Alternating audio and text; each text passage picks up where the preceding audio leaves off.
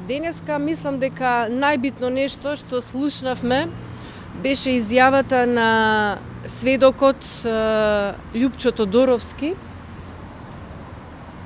во однос на прашањето, односно изјавата на еден од обвинетите, каде што тврдеше дека некоја личност по име Радникот, што го кажувале во таа некоја си просторија, всушност му кажувал, односно му дал напишани листови, хартија, тетрадки му давал, како да ја даде изјавата, а таа изјава е всушност онаа пред истражниот судија. Тоа го негираше.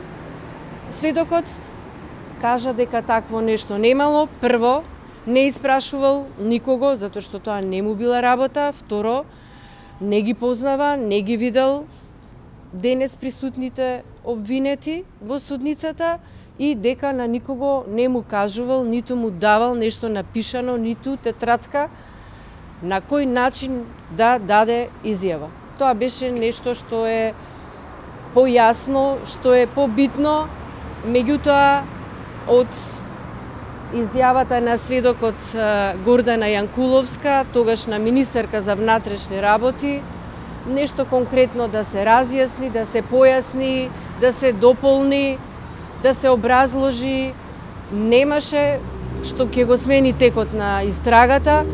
Да, меѓутоа имаше образложенија на некои работи, меѓутоа тоа не допринесуваат за нешто ново или поинаков тек на постапката.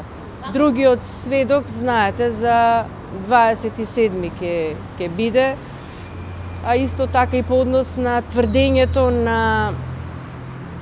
Уште не сме го сослушале сведокот Зоран Трајковски, не дошол, за денеска немало уредна покана, и во разговорите што се слушаше беше карактеристично тоа што тој укажувал од неговите оперативни истражувања и работа на теренот дека нешто се случува таму на Смилковско езеро и дека било пренесено на некои надлежни и одговорни личности.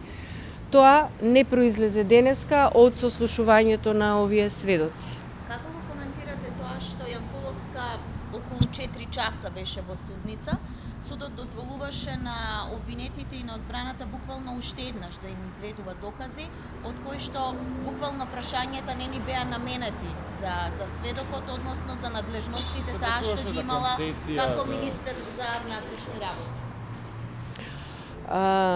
Не би ја коментирала работата на судот, меѓутоа сепак со поставување на такви прашања јас не знам друг заклучок да кажам, односно само одолговлекување, малтретирање на сведокот, затоа што кажа дека всушност министерот, сите министри се политички личности, не се стручни за, да речеме, конкретно за внатрешни работи, за истражувања и слично.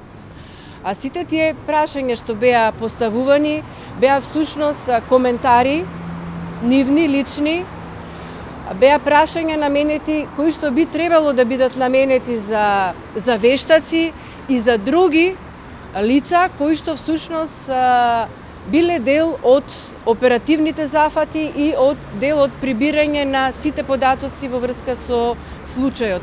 Што значи дека мислам дека треба да се раководи судот соодветно согласно законот и треба на ист начин да се однесува како спрема обвинителството, така и спрема одбраната. Во овој случај очигледно беше дека 2 часа изгубивме за многу небитни работи, не суштински и не соодветно поставени прашања за тој сведок.